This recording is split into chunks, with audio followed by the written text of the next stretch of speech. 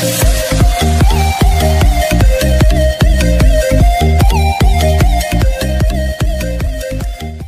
ainihin baban yalo ya kamata a ce wannan channel an canza mai logo da channel bana ko ya kace wallahi tallahi haka nan ya dace ya kamata ko a canza mai logo da channel bana yanzu nan za ku gansu wayanda za a sa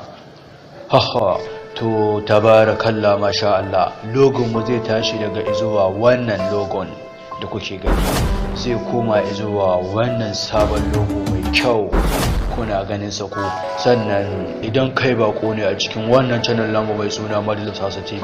kai mana subscribe da alamar kararrawa to yanzu channel bana din mu ta tashi daga zuwa wannan za ta koma zuwa wannan sabuwar tabarakallah masha Allah to wallahi mun gode sosai muna godiya wallahi mun gode sosai ni na yalo ku danna muna subscribe da alamar kararrawa anan ne zamu samu damar an taimaka sababbin shirye-shirye